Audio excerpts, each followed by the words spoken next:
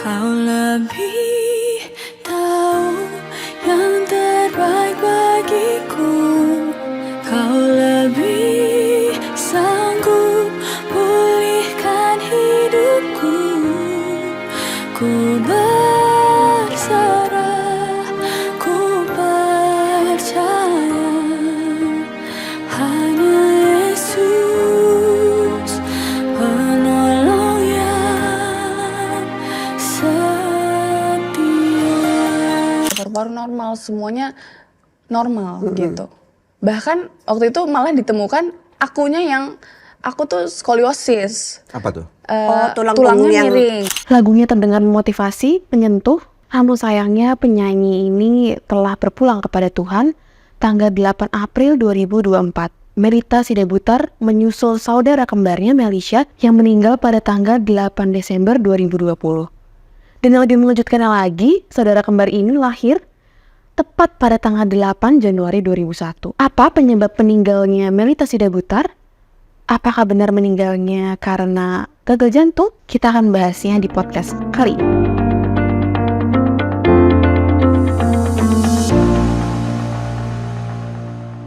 Hai semua, welcome to Bio Talks bersama saya Nadia. Kali ini kita akan bahas nih mengenai benarkah Melita Sidabutar meninggal karena gagal jantung? Di sini kita sudah kehadiran Bapak Tony Lei sebagai Chairman Biotek Farmasi Indonesia. Selamat datang Pak, terima kasih sudah bergabung. Sama-sama. Selamat pagi nih, bagaimana nih Pak kabarnya hari ini? Keren dan baik. Ngomong-ngomong nih Pak, kemarin saya ngeliat video TikToknya Pak Tony nih, yang lihat puluhan ribu nih Pak mengenai meninggalnya Melita Sidabutar. Saat itu tuh bagaimana Pak perasaan Bapak sampai membuat video yang cukup viral saat itu ya Pak ya? Ya, jadi saya balik ke kampung istri saya di Jawa, mudik ya, tanggal 6 April. Tapi saya mampir di Semarang. Tanggal 8 April saya pulang ke Jepara. Kebetulan istri saya dari Jepara. Nah, 8 April itu pas sampai di Jepara, Melita meninggal. Jadi saya melihat ini video tentang mereka, ya kehidupan mereka yang luar biasa ya. Pelayan Tuhan, kadang-kadang sakit juga melayani Tuhan, itu sangat menyentuh saya. Jadi saya merasa mencari-cari video-video mereka yang lain. Apa sih penyebab kematian mereka ya? Katanya karena gagal jantung. Dua-duanya masih muda lagi, 19 tahun, umur 20 tahun. Itulah yang membuat saya merasa terpanggil untuk menyampaikan pesan-pesan ke publik dengan membuat video TikTok tersebut. Baik Pak. Kalau saya kan juga lihat nih videonya nih Pak. Sebenarnya untuk teman-teman yang belum melihat videonya nih Pak, kenapa Bapak bisa mengatakan bahwa Melita Sidabutar ini meninggalnya bukan gara-gara gagal jantung nih Pak? Bukan. Jadi mereka tuh memang meninggalnya karena gagal jantung. Karena gagal jantung. Hanya begini, penyebab kematiannya adalah gagal jantung. Nah, sekarang kita kan harus tahu gagal jantungnya kenapa. Jadi kalau saya melihat video-video mereka sebelumnya, mungkin nanti bisa ditayangkan ya di YouTube-nya mereka itu. Waktu itu pas Melisa masih hidup, kena masalah dan itu pernah dicek ke dokter di rumah sakit. Katanya semuanya normal. Artinya mereka tidak punya penyakit ataupun bawaan masalah jantung dari kecil. Ya. Kemudian ya orang sering capek gitu kan ya. Kemudian satu hal lagi itu si Melita pernah mengalami masalah dengan tulang. Nah, jadi kalau kita reflect tahun 2023 Oktober, itu ada penyanyi X Factor namanya Melshana kalau tidak salah, 25 Oktober 2023. Dia meninggal karena gagal ginjal. Nah, gagal ginjalnya sudah terdiagnosa. Kenapa gagal ginjalnya? Karena lupus. Jadi terserang lupus. Nah, itu kalau orang tidak tahu, Selena Gomez itu juga gagal ginjal, ginjalnya rusak karena lupus. Jadi mereka berdua sudah terdiagnosa lupus. Jadi Selena Gomez sudah cangkok ginjal, tapi tidak semua orang sanggup untuk cangkok ginjal. Biayanya, donornya. Nah itu menurut pengalaman saya, ya ini kemungkinan besar mereka berdua itu ada autoimun. Dan kemungkinan besar itu lupus. Yang besar itu lupus. Baik Pak, jika disimpulkan berarti kemungkinan besar kan penyebabnya ada lupus tuh Pak. Sebenarnya ciri-ciri lupus yang kita tuh harus concern, harus waspada itu seperti apa sih Pak? Nah, sebenarnya gini ya, saya harus kasih tahu dulu ke publik ya, apa itu autoimun. Lupus itu adalah salah satu penyakit autoimun yang paling parah. Dia bisa menyerang ke mata, bisa bikin mata buta, bisa bikin otak rusak, diserang ke sendi-sendi, serang ke lambung. Banyak kan di lambung tuh, dan di tulang-tulang. Itu diserang habis tuh. Ya, jadi apa? Nah, autoimun itu adalah kalau publik tahu ya, itu katanya itu sel membunuh sel, ya. Tapi sebenarnya yang terjadi adalah seperti ini. Jadi kalau ada foreign object masuk ke dalam tubuh, makhluk asing masuk ke dalam tubuh, itu lini pertama tuh yang menghampiri namanya makrofag atau macrophages, ya. Nah, dia kalau tidak kuat, dia minta tolong teman-temannya, ya, minta bantu teman-temannya yang. Nah, sel dengan sel itu kalau berkomunikasi menggunakan signaling, jadi signaling antar sel. Nah, setelah dikirim signal, teman-temannya datang, ya, bantu prajuritnya datang. Nah, prajurit itu agak agresif gitu ya. Jadi misalnya dia buka ruangan itu, buka pintunya, seluruh isi ruangan ditembak pakai senjata otomatis atau taruh bom. Jadi semuanya ditembak dan dibunuh sama teman-teman yang dipanggil. Nah, jadi artinya sel itu membunuh sel kita sendiri tuh. Nah, tapi masalah orang autoimun, padahal di wilayah tersebut tidak ada makhluk asing atau tidak ada foreign object, tapi mereka tetap mengirim signal keluar. Signal keluar, ya pasukan otomatis datang buka pintu, nembak semua dan taruh bom, jadi membunuh semuanya. Nah, itulah ciri-ciri orang autoimun. Nah, jadi kemudian dunia melihat ini, mereka melihat, wah ini overactive sistem imun nih. Mereka ciptakan obat, namanya imunosupresan. Ingat, supres, jadi menekan. Supaya imun-imun yang tadi kelihatan overactive itu tidak membunuh. Gitu loh. Nah, jadi itulah saat ini. Nah, tapi imunosupresan itu kan isinya major itu steroid, kalau tidak semuanya steroid. Dan teman-teman juga tahu, teman-teman dokter juga tahu bahwa steroid itu tidak boleh dipakai jangka pendek pun tidak boleh sebenarnya, ya. Apalagi orang-orang lupus itu, mohon maaf, itu seumur hidup.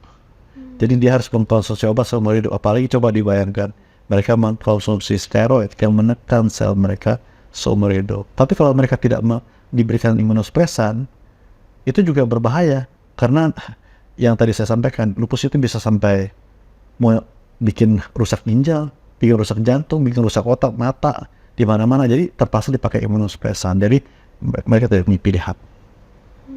Baik Pak, berarti kalau disimpulkan nih, kalau saya simpulkan berarti kasus kejadian meninggalnya Melita dan Melisa ini karena pertama sudah terdiagnosa autoimun dulu, kemudian autoimunnya menyerang jantung seperti itu Pak? Mereka tidak terdiagnosa. Gitu. Jadi contohnya gini ya, mohon maaf ya, istri saya itu lupus, anak saya yang paling kecil saya juga lupus. Bertahun-tahun mereka itu tidak terdiagnosa lupus. Nanti dibilang sakit lambung lah, saraf kejepit suruh operasi lah. Kemudian orang kantor saya marketing saya di kantor, dia juga lupus, terdiagnosa lupus. Tapi selama mungkin lebih dari 10 tahun ke dokter sudah ratusan kali, tidak ada satupun rumah sakit yang mendiagnosa dia lupus. Dia sering pingsan, sering jatuh. Jadi itu salah satu ciri-cirinya lupus ya, sering pingsan, ya sering langsung kolaps seperti itu, ya kesakitan di mana-mana, mata tiba-tiba gelap, ya sakit di sendi, sakit di tulang, itu ciri-ciri lupus itu. Nah, jadi ini berkali-kali ke rumah sakit tidak terdiagnosa lupus. Terdiagnosa lupusnya di perusahaan kita di Biotech. Jadi Chief R&D bilang kemungkinan si ini dia kalau tidak lupus itu leukemia. Nah, pas coba cek lupus markernya, ternyata positif lupus. Artinya tiga anak saya, istri saya, dan termasuk staf kantor saya itu didiagnosa lupus di kantor saya.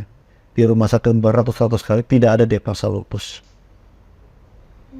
Jadi itu memang belum terdiagnosa lupusnya, dan dokter belum diagnosa. Nah, seperti itu. Baik. Kurang lebih ciri-ciri yang paling kita waspadai kalau misalkan autoimun itu kan tidak terlihat tuh Pak. Berarti kalau misalkan udah mulai sering pingsan gitu ya Pak ya? Sering capek. Ya, sendi-sendi, sakit di sendi-sendi. Ada yang lain nggak Pak ciri-cirinya Pak selain itu Pak? Ya, jadi kalau lupus yang serang di tulang ya, sering serang di tulang tuh. Saya pernah dapat ya, ada temen yang di aparatur, aparat lah ya. Anaknya itu sudah terdiagnosa lupus, dan anaknya kena leukemia, lupus. Leukemia artinya lupus menyerang tulang-tulangnya sampai dia tidak bisa memproduksi darah secara reguler jadi leukemia. Nah, saya dengan berat hati saya menghubungi bapaknya itu, saya bilang, bro, mohon maaf ya, lupusnya saya bisa bantu, tapi leukemia saya belum bisa bantu. Dan anaknya meninggal umur 16 tahun. Jadi lupus itu kadang-kadang markernya negatif pun, itu bisa saja dia positif lupus. Jadi kalau kita sudah terbiasa mendiagnosa atau menemui orang-orang lupus, kita sudah bisa tahu nih, wah ini sudah pasti autoimun nih. Kan seperti itu. Nah, kalau saya melihat Melita dan Melisa, dia tidak punya kelainan jantung sejak kecil, pertama, ya kan. Kemudian yang kira-kira apa yang bisa menyebabkan dia bisa gagal jantung? Kalau misalnya penyumbatan pembuluh darah untuk orang seumur Melita yang 23, kakaknya 19 tahun ya, sangat sulit terjadi anak seperti itu. Dan kemudian dia ada masalah dengan tulang. Ya, itu umur 23 tahun loh, 20 tahun sudah jarang banget itu. Nah, selalu orang-orang lupus itu bermasalah dengan tulang.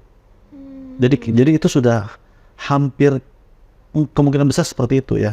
Apapun yang saya sampaikan mungkin tidak terlalu tepat, tapi ya ini supaya saya sampaikan ke publik, minimal teman-teman tenaga kesehatan itu lebih waspada. Nah, jadi ya harus ada alternatif kan. Makanya kita menciptakan alternatif. Baik Pak, ini kalau misalkan ngomongin tentang alternatif nih Pak, kalau di awal Bapak menyebutkan kan imunosupresan. Betul. Boleh dijelasin nggak sih Pak, imunosupresan itu seperti apa kinerjanya dan alternatif lain tuh Pak seperti apa Pak? Ya, jadi yang tadi saya sampaikan itu bahwa dunia kesehatan melihat ada overactive sistem imun. Nah, overactive contohnya seperti begini deh. Waktu zaman COVID, virus masuk ke dalam tubuh, masuk ke dalam sel, bereplikasi, menimbulkan reaksi sitokin. Sitokin itu adalah kita punya sistem imun sendiri. Nah, tapi overreactive sitokin banyak sekali menjadi badai sitokin. Nah, cytokine storm itulah yang menyebabkan kita itu hilang napas, hilang saturasi oksigen, ya, hilang penciuman, kepala pusing gitu, sampai berlendir dan sampai kita terbulu. Itu semua yang disebabkan oleh badai sitokin semuanya. Ya, nah itu dikasih apa sih di rumah sakit? Sama, karena dilihat itu adalah overactive sistem imun, itu dikasih imunosupresan, jadi dexamethasone itu. Nah, tapi kita melihat kan gini, ini steroid itu kan bukan cuma saya, mungkin tenaga kesehatan juga tahu kan bahwa steroid itu tidak boleh digunakan jangka menengah dan panjang. Nah, tapi lupus itu seumur hidup. Nah, jadi kalau dia menekan sel supaya tidak terlalu aktif, dia kan tidak bisa memilih menekan yang mana. Yang overactive, jadi semua sel itu ditekan di seluruh tubuh. Makanya yang konsumsi imunosupresan sudah pasti rambutnya rontok, tulang rontok. Buktikan ada orang autoimun yang tulang tidak rontok atau rambut tidak rontok setelah mengkonsumsi imunosupresan, tidak ada, pasti rontok. Nah, tubuhnya pasti rontok. Nah, jadi itu menurut saya bukan pilihan. Nah, di Biotek Farmasi Indonesia sebenarnya kan kalau kami melihat itu masalahnya bukan karena overactive sistem imunnya, masalahnya adalah di signalingnya. Jadi belum ada masalah, mereka mensignal. Dengan signal itu men-trigger datangnya sel-sel pembunuh untuk membunuh sel-sel lain gitu, seperti itu. Nah, jadi Regimo melihat karena ini harus jangka panjang dan seumur hidup ya. Ini harus bisa digunakan seumur hidup. Jadi kami menciptakan obat yang mengregulasi signaling tersebut. Jadi tidak ada masalah nih, jangan kirim signal.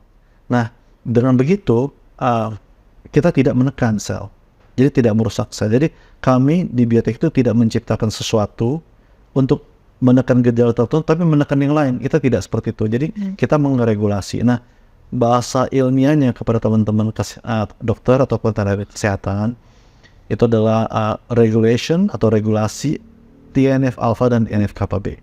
Satu-satunya obat di dunia yang mengeregulasi TNF alpha dan TNF kappa B atau mengeregulasi sistem imun hanya Regimun.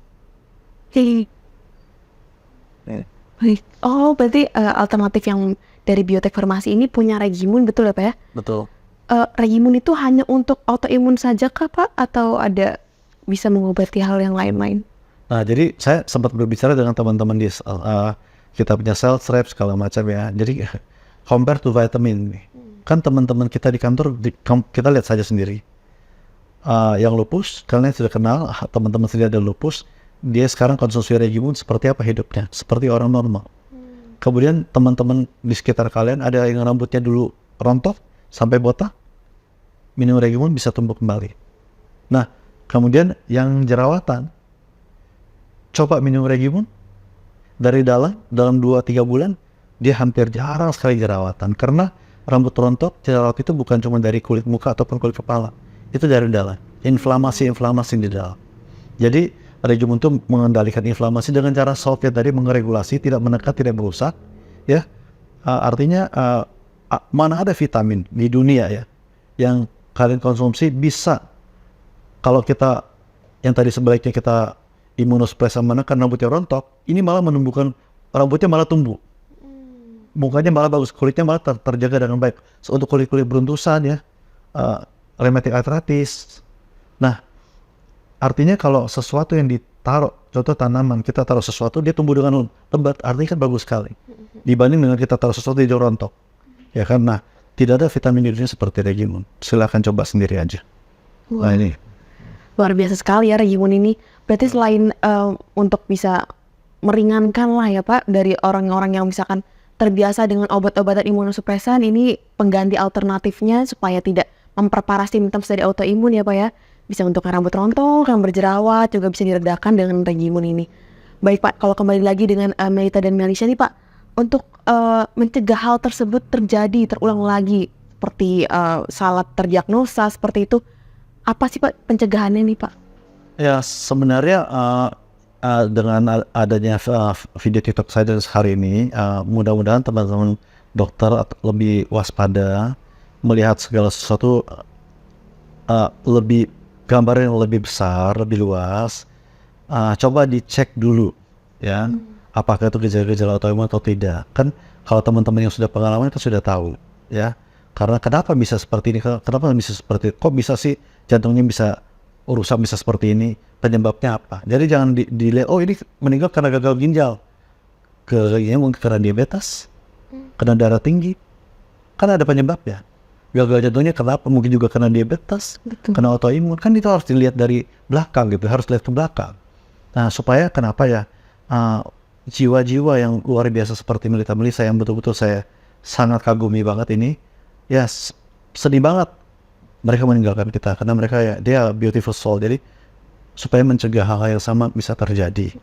Nah, jadi saya mudah-mudahan dengan apa yang kita sampaikan ke publik bisa didengar oleh teman-teman tenaga kesehatan, ya bukan untuk mengkritik, tidak, kita sama-sama mencintai bangsa kita sendiri, supaya lebih baik penanganannya dan lebih waspada aja. Baik, terima kasih banyak nih Pak. Saya juga lagi ada jerawat Pak, jadi pengen nyoba langsung. Bisa untuk migrain. Oh gitu. Jadi kalau teman-teman kepala sakit, mohon maaf ya, tidak mau memberikan produk lain. Kayaknya sih teman-teman dokter sudah tahu deh bahwa obat-obat sakit kepala yang ada di publik itu kalau diminum terus-menerus bisa menyebabkan apa? Mungkin teman-teman sudah tahu deh ya. Saya tidak perlu sampaikan. Cukup minum aja 2 kapsul Regimon. Dicoba dulu mana lebih cepat dengan obat yang ada di apotek. Untuk sakit kepala dicoba dulu. Dan ini 100% herbal, berry-berryan. Tapi ini bukan herbal biasa. Ini herbal yang sudah sophisticated banget ya. Makanya efikasi luar biasa. Dan gini, apapun yang kita sampaikan buktikan sendiri aja. Ya kan, sangat-sangat aman. Sudah ada izin dari BPOM sebagai obat tradisional. Tapi ini lebih dari obat tradisional. Jadi sebenarnya herbal bukan selalu tradisional ya. Cuma izinnya kan obat tradisional. Bisa dicoba dan manfaatkan Regimon ini. Baik nih untuk teman-teman juga yang sama nih ingin merasakan khasiat atau efikasi dari Regimon sama seperti saya, bisa hubungin di nomor berikut ini, bisa berkonsultasi gratis juga. Nah, kalau misalkan teman-teman ingin mendapatkannya melalui e-commerce kesayangan Anda juga bisa di toko Oren juga ada.